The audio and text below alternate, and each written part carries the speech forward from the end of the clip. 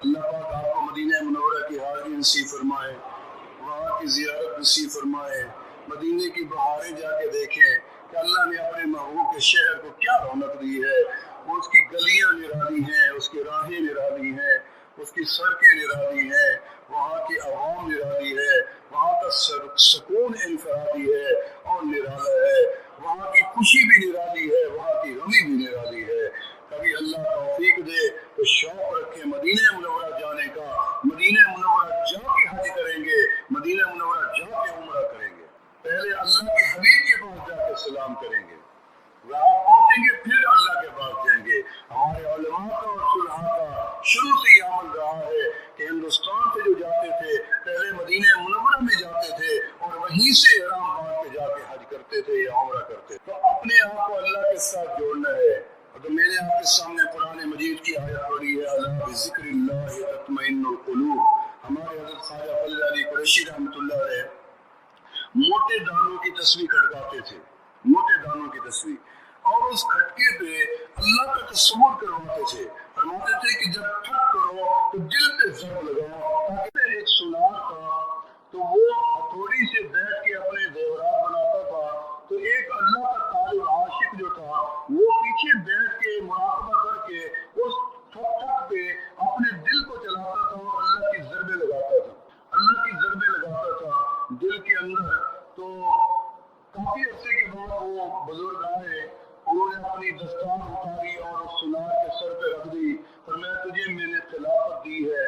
اس نے کہا میری داڑھی نہیں ہے، میں نمازی بھی نہیں ہوں، آپ نے مجھے خلافت دے دی ہے، یہ کیا بات؟ کیا خلافت ایسے ہوتی ہے کہ ایک بندے کو کچھ پتہ ہی نہیں ہے؟ انہوں نے کہا اس کا تو مجھے بھی پتہ نہیں ہے، لیکن جو آپ کی ہتھوڑی کی ٹھک ٹھک تھی اس سے اللہ نے میرا کام کر دیا ہے، تو میں نے دستار آپ کے سر پہ رکھ دی ہے تو اللہ آپ کا کام بھی کر دے گا۔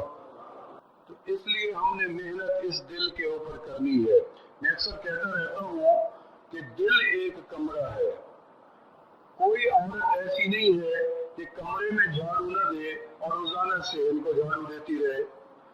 جسم ایک سین ہے اور دل ایک کمرہ ہے، کوئی ایسا انسان نہیں جو کمروں میں جھاڑو نہ دے اور سین کو روزانہ جھاڑو دیتا رہے۔ اگر چھوڑ دے گا اندر جھاڑو دینا تو ایک دن وہ کمرہ گندا ہوگا، غلیظ ہوگا، بدبودار ہوگا، نجاست ہی نجاست ہوگی۔ اگر 10 دن اور 15 دن یا زندگی بھر کے لیے آپ جھاڑو دینا چھوڑ دیں کمرے میں تو سین کو چمکانے کا کیا فائدہ ہے جب تک انسان کمرے کو نہ چمکائے۔ اصل تو کمرے ہے، سین تو کچا بھی ہو تو تب بھی کام چل جاتا ہے، پکا ہو تو تب بھی چل جاتا ہے۔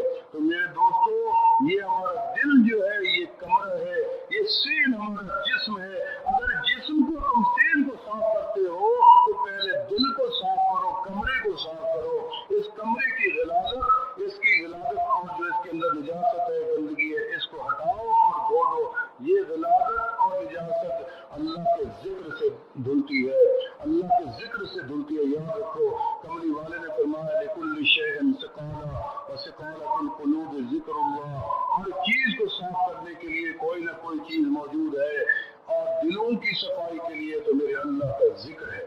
ہمارے حضرت خواجہ فضل علی قریشی رحمۃ اللہ علیہ نے یہاں بیٹھ کے اللہ کا ذکر کیا تو علماء نے لکھا ہے، حضرت مفتی اعظم مفتی کفایت اللہ صاحب رحمۃ اللہ علیہ نے فرمایا کہ جب میں مسکین پور میں آیا تو میں نے حضرت کو اپنی آنکھوں سے ہل چلاتے ہوئے دیکھا، ہل چلاتے ہوئے۔ تو میں حضرت کے پیچھے گیا تو جو ہل چل رہے تھے اور ان میں سے مٹی نکل رہی تھی، مٹی کے ڈیلے، تو میں نے اپنے کانوں سے ان مٹی کے ڈیلوں سے اللہ اللہ کی آواز سنی۔ اس میں دو باتیں ہیں، ایک تو مفتی اعظم مفتی کفایت اللہ صاحب کا اپنا مقام بھی واضح ہو گیا، حالانکہ آج بھی ہر مٹی کا ڈیلا اللہ کا ذکر کرتا ہے۔ علماء نے لکھا ہے جب مٹی کے ڈیلے کو طہارت کے لیے آپ استعمال کرنے لگے تو پہلے اسے مخاطب ہو کے کیا کہنا ہے، اس کو من ذکر اللہ کا ذکر چھوڑ دو، میں تجھے طہارت کے لیے استعمال۔ لیکن ہمارے اندر وہ صلاحیت نہیں ہے کہ ہمیں پتہ چل سکے کہ یہ ذکر کر رہا ہے۔ وہ تو مفتی اعظم کا سینہ روشن تھا کہ انہوں نے محسوس کیا کہ ہر ڈیلے سے اللہ اللہ کی آواز آ رہی تھی، اور مسکین پور شریف کی در و دیوار سے اللہ اللہ کی آواز آ رہی تھی۔ ابھی 2 دن پہلے ایک ساتھی نے مجھے فون کیا، کہنے لگے جی آپ کو مسکین پور شریف کے اجتماع کی مبارک ہو۔ میں نے کہا کہ دعا کریں خیر خیریت سے ہو جائے. بہت دباؤ ہوتا ہے, اتنی اللہ کے بندے آتے ہیں دور دور سے, دعائیں کرتے ہی رہتے ہیں کہ اللہ خیریت سے آئیں, پھر خیریت سے واپس اپنی منزلوں کو جا کے پہنچیں. یہ دعائیں تو کب سے ہو رہی تھی یہاں پہ. انہیں فرمایا کہ میں نے 2 راتیں مسلسل خواب دیکھا کہ حضرت مولانا عبدالغفور عباسی مدنی رحمۃ اللہ علیہ اور حضرت قریشی رحمۃ اللہ علیہ کے کافی تعداد میں خلفاء اپنے لاکھوں مریدین کے ساتھ مدینہ منورہ سے تیزی سے آئے ہیں اور کہہ رہے ہیں مسکین پر چلو اجتماع ہو رہا ہے, مسکین پر چلو وہاں اجتماع ہو رہا ہے. تو کہتے ہیں میں آپ کو مبارک دے رہا ہوں ایڈوانس کہ آپ کا اجتماع بھرپور بھی ہوگا اور مدینے کی نسبتیں اور وہاں کے نور بھی اس میں شامل ہوگا. آپ کو نظر آ رہا ہے, پرسوں جب ہم انتظامات کر رہے تھے تو میں بار بار جا کے باہر دیکھتا تھا, ایک عجیب سا نور مجھے محسوس ہوتا تھا اور پھر میں واپس آ جاتا تھا. میں نے کہا یا اللہ, یہ مقام تو ایک اللہ کے ولی کا ہے, یہ تو ان کی کرامت ہے جو آج بھی یہاں اللہ اللہ کی صدائیں ہو رہی ہیں. پاکستان میں تو اتنی بڑی خانقاہیں ہیں کہ آپ جا کے دیکھیں کہ وہاں تو اللہ کا نام لینے والا کوئی نہیں رہا, ان خانقاہوں کے اوپر جانے والا کوئی نہیں رہا, ان خانقاہوں سے عقیدت مند لوگ موجود نہیں ہیں اور وہ لوگ ان کے نشان بھی مٹ گئے ہیں. ایسی بھی خانقاہیں موجود ہیں یہ, لیکن حضرت کی یہ کرامت ہے, یہ اللہ کے رحمت ہے کہ آج بھی یہ 70-75 سال کے بعد بھی آپ آئے ہیں. تو پھر وہی سلسلہ آپ کو ملا ہے, وہی آپ کے مرید ہیں, وہی اللہ کے نیک بندوں کا دیدار آج بھی آپ نے کیا ہے.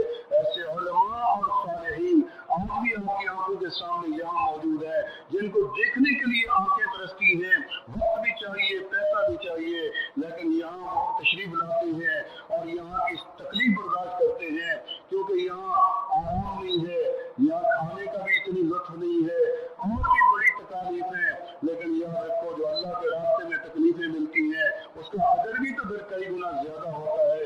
آپ اللہ کے راستے میں نکلے ہیں تو انشاءاللہ تعالی ہمارے علماء کافی تعداد میں یہاں تشریف لائے ہیں. مجھے بڑی خوشی ہوئی ہے.